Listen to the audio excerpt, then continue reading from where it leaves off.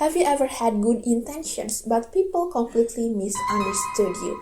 So this experience taught me that communication is not only about what we say, but also about how people interpret our actions, emotions, and intentions.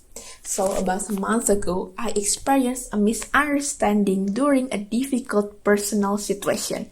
So at that time, someone I was close to suddenly became unreachable, and I was worried because we were dealing with a serious misunderstanding that time. And because I couldn't contact that person directly, I decided to message one of his friends to ask about his condition. My message was formal, direct, straight to the point, and polite. So I even said sorry because I didn't want to sound rude. But however, another girl who was with him or the friends saw the message and became very angry. So she responded me with harsh words, personal attacks, and even want to bring my parents into the conversation. So at the time, honestly, I felt shocked because my intention was only to ask for the information, not to create a conflict. And what hurt me the most was not only the anger itself, but also the feeling of being judged like this before my intention was even understood by them or by the people in this picture. So the situation can be analyzed through Hall's high context and low context communication theory. So I personally tend to communicate in a softer and more indirect way, and I usually think carefully before speaking and try to avoid conflict. And meanwhile, the other person expressed emotions in a very direct and confrontational way. And because we had very different communication styles, the same situation was interpreted differently, of course.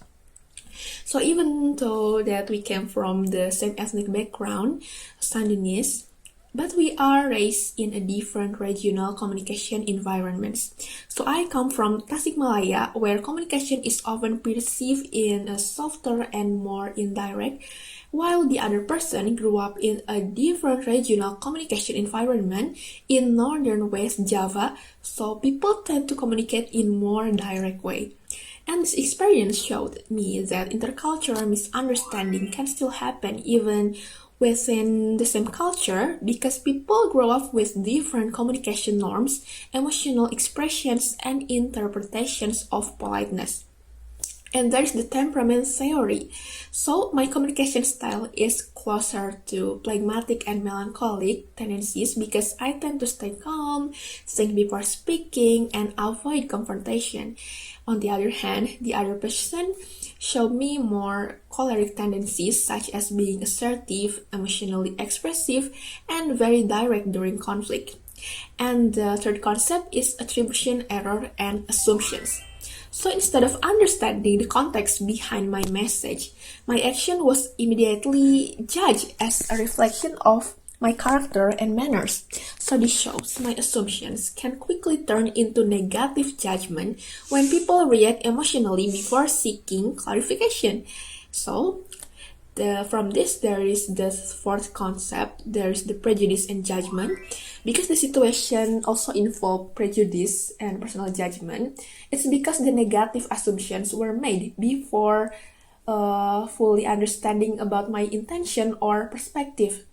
And from this, overall, this experience really taught me that the good intentions don't always guarantee good communication outcomes. So communication is influenced by emotions, assumptions, personality tendencies, and different communication norms. And I also realized that contacting another person during an emotional situation can easily be misunderstood, and even if my intention was harmless. If I experience a similar situation again, I will try to communicate more directly with the person involved and wait until the emotions become calmer before taking action. At the same time, I believe that people should avoid making quick assumptions and try to understand context before judging someone. So overall, in intercultural communication, misunderstandings are not always caused by different language or nationalities. Sometimes they happen because people have different ways of expressing emotions, interpreting behavior, and understanding communication itself. Thank you.